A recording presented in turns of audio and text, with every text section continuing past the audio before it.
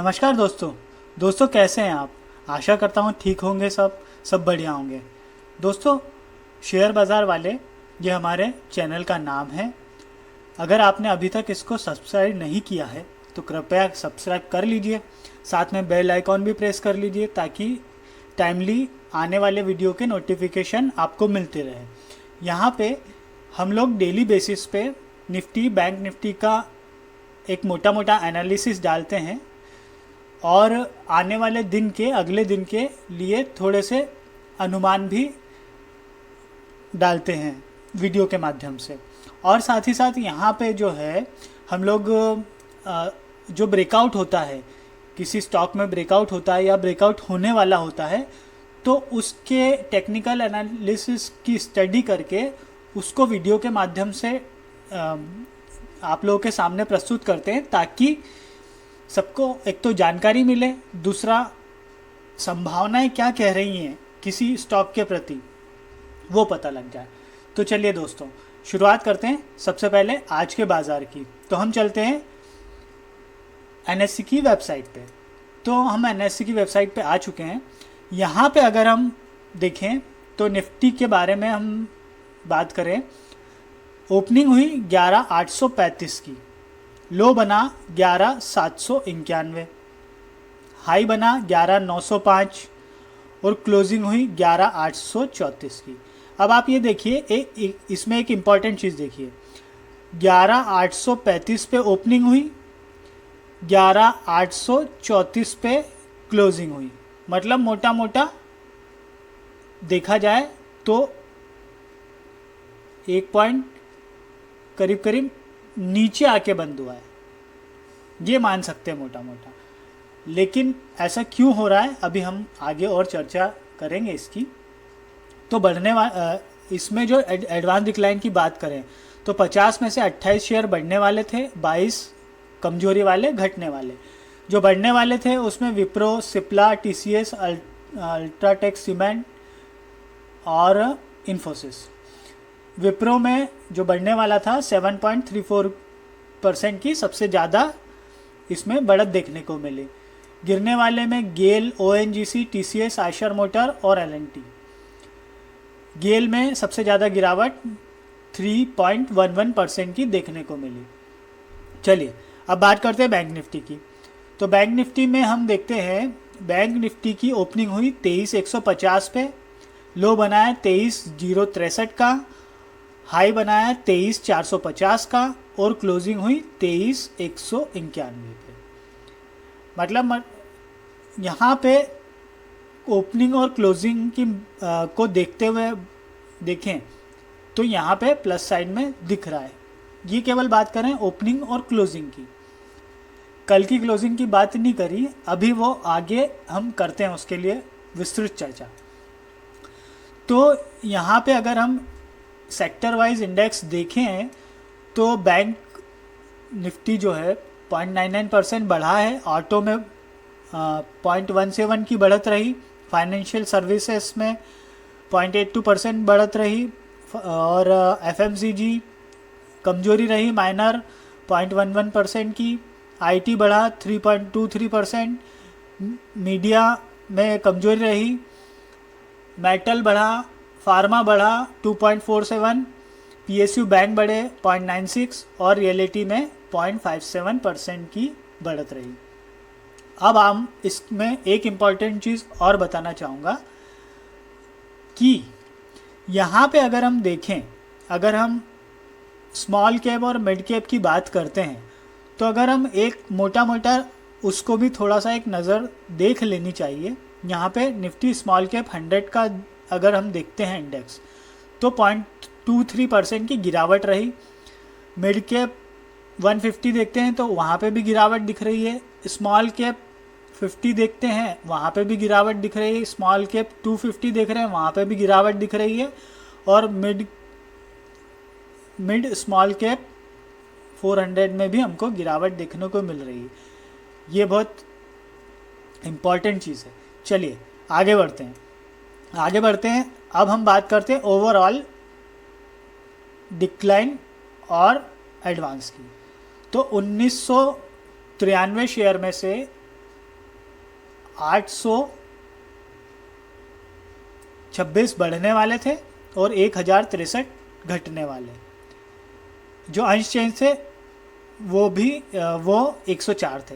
अब देखने वाली बात है, एक ये है कि 826 बढ़े और 1063 घटे, मतलब गिरावट रही, तो भी इंडेक्स प्लस साइड में है निफ्टी 50। चलिए चर्चा करते हैं। निफ्टी की 5 मिनट कैंडलस्टिक चार्ट पे हम आ चुके हैं। अब यहाँ पे हम देखते हैं कि निफ्टी की जो कल क्लोजिंग हुई थी वो मोटा मोटा मान के चलिए कि 11,748 के आसपास हुई थी, और आज ओपनिंग हुई उसकी 11,835 पे। तो अब आप ये देखिए, मोटा मोटा अब अगर हम देखें इसको तो करीब करीब 100 पॉइंट रातों रात बढ़ गया। और जबकि यहाँ देखेंगे तो दिन भर में कुछ नहीं हुआ, मतलब जहाँ से चले थे सुबह स्टार्टिंग की और ऊपर गए वापस नीचे आ गए, केवल हाई बनाने गए थे, केवल छूने के लिए। चलिए एक चीज़ और बताना चाहूँगा कि यहाँ पे अगर हम देखें तो एक आज भी गैप अप ओपनिंग हुई, कल भी गैप अप ओपनिंग हुई थी। यहाँ पे अगर आप देखोगे, यहाँ पे अगर आप 4-5 दिनों का डाटा उठा के देखोगे तो हर दिन हमको गैप अप ओपनिंग दिख रही है। केवल रात में मार्केट बढ़ जाता है और सुबह तेज़ी से खुल जाता है, ये चीज़ हो रही है जो चार्ट बता रहा है जो। चलिए अब हम कल की बात करते हैं निफ्टी के 5 मिनट कैंडलस्टिक चार्ट के बेसिस पे। तो कल अगर प्लस साइड में हमको देखने को मिलता है तो 11,874 के लेवल 11,871 के लेवल इम्पॉर्टेंट हमारा, हमने मार्क करके रखा हुआ है पहले से, और 11,896 के लेवल या मोटा मोटा 11,900 के आसपास आप मान लीजिए। अगर उससे ऊपर जाते हैं तो फिर 11,920 हमको क्रॉस करना इम्पॉर्टेंट है। अगर वो क्रॉस होता है तो फिर 11,960 के आसपास के हमको लेवल देखने को मिल सकते हैं। चलिए नीचे की तरफ बात करें तो पहला जो इम्पॉर्टेंट है, अगर नीचे की तरफ जाता है तो फिर हमको 11,809 के लेवल देखने को मिलेंगे, और यहाँ पे सस्टेन करता है नीचे की तरफ जाने में तो फिर हमको 11,763 के लेवल देखने को मिल सकते हैं। चलिए अब इसके एक दिन के कैंडलस्टिक चार्ट पे आ जाते हैं। तो यहाँ पे दोस्तों आप देखोगे कितने दिनों से गैप अप ओपनिंग चल रही। यहाँ पे एक देखिए, फिर 2, 3, 4, 5, 6, मतलब ऐसा लग रहा है देख के कि इंडेक्स जो है निफ्टी 50 जो है रात में बढ़ जाता है और सुबह मॉर्निंग में ओपनिंग के समय उसमें कुछ ज़्यादा एज सच उतना देखने को वैसा नहीं मिल रहा। तो अब हम यहाँ पे चार्ट पे अगर चर्चा करें इसके तो 11,902 का जो लेवल है 904 के आसपास हाई बना है। तो यहाँ पे जो है इम्पॉर्टेंट एक सेलिंग प्रेशर रह सकता है कल, क्योंकि अगर हम जैसे कल हमने बात करी थी एडवांस डिक्लाइन की, तो वहाँ पे भी रुझान ऐसा लग रहा था कि नीचे की तरफ मार्केट जाना चाहिए, जो कि हुआ नहीं, क्योंकि रातों रात मार्केट बढ़ जाएगा तो फिर नीचे की तरफ जाएगा कैसे। और आज को देख के भी ये लग रहा है कि जो एडवांसेस है वो उनके संख्या कम है और डिक्लाइन की संख्या ज़्यादा है। तो यहाँ पे ये चीज़ इम्पॉर्टेंट है देखने के लिए कि अगर ऐसा रहता है तो फिर हमको नीचे की तरफ देखने को कल मिल सकता है, और अगर गए तो फिर हम 12,000 तो की तरफ तो बढ़ ही रहे हैं वैसे धीरे धीरे। अब एक इम्पॉर्टेंट और चीज़ बताना चाहूँगा कि निफ्टी और बैंक निफ्टी जो है उसमें अगर आप देखोगे तो निफ्टी के मुकाबले बैंक निफ्टी कम बढ़ा है। अगर गिरावट जितनी दोनों में बराबर स्तर की गिरावट हुई, लेकिन निफ्टी जो है अधिक बढ़ा है और बैंक निफ्टी कम। उसका सबसे बड़ा कारण है कि निफ्टी को मैनेज करने के लिए या इंडेक्स को मैनेज करने के लिए बहुत सारे स्टॉक है, जबकि दूसरी तरफ हम देखें बैंक निफ्टी को मैनेज करने के लिए केवल और केवल बैंकिंग सेक्टर ही है और फाइनेंशियल सेक्टर, मतलब मोटा मोटा वही मान के चले। तो जो 12 शेयर हैं मोटा मोटा परसेंटेज तो उधर से ही निकल के आता है बैंक निफ्टी का, तो वहाँ पे प्लस साइड में होना चाहिए। सेकंड हम इधर देख लें निफ्टी में, तो यहाँ पे हमारे पास 50 शेयर है, 50 शेयर है तो यहाँ पे सेक्टर भी अलग अलग हैं, तो सारा ही मैनेजमेंट यहाँ से मैनिपुलेशन हो सकता है आसानी से। चलिए एक दिन के कैंडल स्टिक चार्ट के हिसाब से अगर हम चर्चा करें तो एज इट इज़ सेम ही रहने वाला है। हमने जो 5 मिनट के कैंडल स्टिक में जो चर्चा करी, लेवल सारे वही रहेंगे, उसमें कोई मुझे नहीं लगता है कि चेंज होना चाहिए वो, क्योंकि हमने मार्किंग तो पहले से ही करके रखी है। उसमें अगर वैसा रहता है ऊपर की साइड जाते हैं तो फिर हम मार्केट के हिसाब से चलेंगे, और नीचे आते हैं तो फिर हम मार्केट के हिसाब से चलेंगे। दोनों तरफ हम लेवल देख के ही काम करेंगे, आंख बंद करके, और अंधे कुएं में पत्थर फेंकने वाला काम नहीं करेंगे।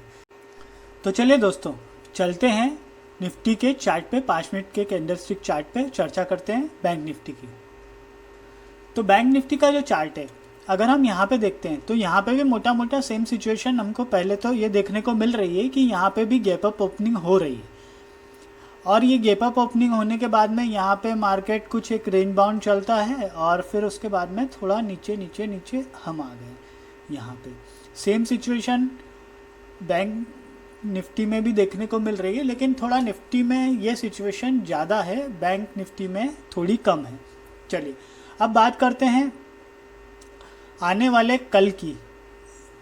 यहाँ पे आप पहले सबसे पहले एक इम्पॉर्टेंट चीज़ ये है कि यहाँ पे अगर हम देखेंगे तो 23,333 के आस हमने कल बात की थी, और हमने ये मार्क करके रखा था कल, और लगभग वहाँ के बाद में थोड़ी गिरावट देखने को मिली। वैसे मार्केट में ट्रेडिंग करने का ऐसा मौका मिला नहीं, मतलब ऐसा मार्केट रहेगा तो कैसे ट्रेडिंग हो पाएगी, बिकॉज ऑफ क्योंकि एकदम से गैप अप ओपनिंग होगा तो पॉसिबल ही नहीं है। हाँ जैसे अपॉर्चुनिटी तो बनती है, अपॉर्चुनिटी बनी यहाँ पे, मतलब मोटा मोटा ये 11,400 को जब इसने क्रॉस करके नीचे की तरफ आना स्टार्ट किया तो एक सेलिंग अपॉर्चुनिटी जनरेट हुई।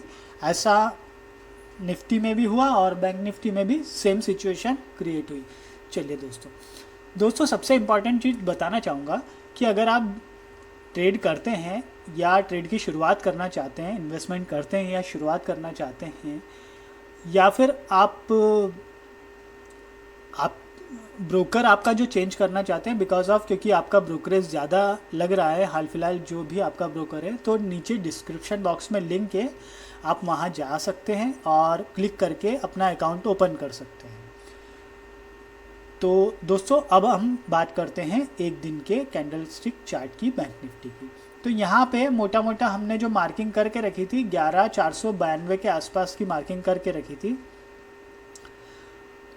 उतना गया नहीं, 11 बोल गया मैं, 23,492 के आसपास की मार्किंग करके रखी थी और 23,450 का मोटा मोटा हाई बनाया आज का।